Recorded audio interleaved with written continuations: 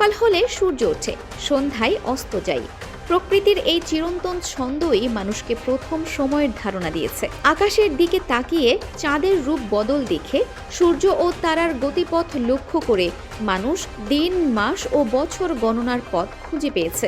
আজ আমরা ঘড়ি বা মোবাইলের তারিখ দেখলেও এই ক্যালেন্ডারের পেছনে রয়েছে হাজার বছরের বিবর্তন, সংস্কার ও সভ্যতার গল্প। আদি পর্যায়ে আকাশই ছিল সময়ের ঘড়ি, মানুষের প্রথম ক্যালেন্ডার ছিল প্রকৃতি নির্ভর। স্কটল্যান্ডের ওয়ারেন ফিল্ডে প্রায় 10,000 বছর আগের পাথরের গর্তের বিন্যাস পৃথিবীর প্রাচীনতম ক্যালেন্ডারের প্রমাণ। স্টোনহেঞ্জের মতো স্থানেও সূর্যোদয়, সূর্যাস্ত ও ঋতু পরিবর্তনের হিসাব রাখা হতো।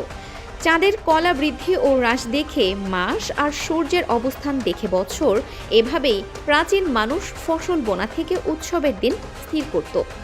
সভ্যতার বিকাশ, ব্যাবিলন ও মিশরে ক্যালেন্ডারের রূপ।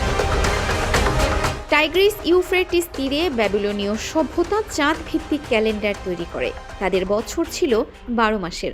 প্রতি 4 বছরে একটি অতিরিক্ত মাস যোগ করা হতো। 7 দিনের সপ্তাহ এবং সপ্তাহের শেষ দিন বিশ্রামের ধারণাও তাদের দান।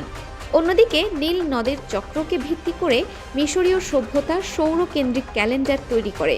নদীর বন্যা, ফসলের মৌসুম ও আকাশের সিরিয়াস তারার উদয় পর্যবেক্ষণ করে তারা 12 মাসে 30 দিন ও বাড়তি 5 দিন মিলিয়ে 365 দিনের বছর নির্ধারণ করে। রোমান সংস্কার, জুলিয়ান থেকে গ্রেগরিয়ান ক্যালেন্ডার। রোমান ক্যালেন্ডার শুরুতে ছিল চন্দ্র ভিত্তিক ও অগোছালো। রাজনৈতিক হস্তক্ষেপে মাস ও দিনের দৈর্ঘ্য প্রায়ই বদলাত। খ্রিস্টপূর্ব 46 সালে জুলিয়াস সিজার জ্যোতির্বিদদের সহায়তায় জুলিয়ান ক্যালেন্ডার চালু করেন।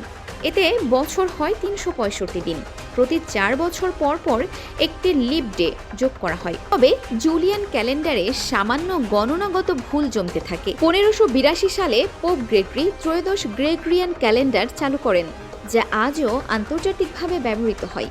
এই ক্যালেন্ডারে শতাব্দীর বছরগুলো সাধারণত লিপ ইয়ার না হলেও 400 দিয়ে বিভাজ্য বছরগুলো লিপ ইয়ার হয়। আধুনিক যুগ ক্যালেন্ডার এখন সবার হাতের মুঠোয়। পাথরের গর্ত, মাটির ফলক, কাগজের পাতার পর এখন ক্যালেন্ডার এসেছে ডিজিটাল রূপে। স্মার্টফোন, কম্পিউটার ও ডিজিটাল ডিভাইসে ক্যালেন্ডার শুধু তারিখ নয়, সময় ব্যবস্থাপনা, অনুস্মারক ও পরিকল্পনার হাতিয়ার হয়ে উঠেছে। ধর্মীয় ও সাংস্কৃতিক ক্যালেন্ডারগুলো এখনো প্রচলিত থাকলেও গ্রেগরিয়ান ক্যালেন্ডার হয়ে উঠেছে বিশ্বজনীন মানদণ্ড। ভবিষ্যতের সম্ভাবনা, 2026 সালের দোরগোড়ায় দাঁড়িয়ে সময় গণনার ধারণায় আবারও পরিবর্তন আসতে পারে। বিজ্ঞান ও প্রযুক্তির উন্নতির সঙ্গে সঙ্গে আরও নিখুঁত ও সার্বজনীন সময় ব্যবস্থাপনার প্রয়োজন হতে পারে। তবে একথা নিশ্চিত, পাথরের যুগ থেকে ডিজিটাল যুগ পর্যন্ত সময়কে বোঝা ও সংগঠিত করার মানুষের এই যাত্রা এখনও শেষ হয়নি। মানুষের ইতিহাসে ক্যালেন্ডার কেবল দিন তারিখের তালিকা নয়, এটি সভ্যতার অগ্রগতি, বিজ্ঞানের জয় ও সময়ের সঙ্গে মানুষের সম্পর্কের দলিল।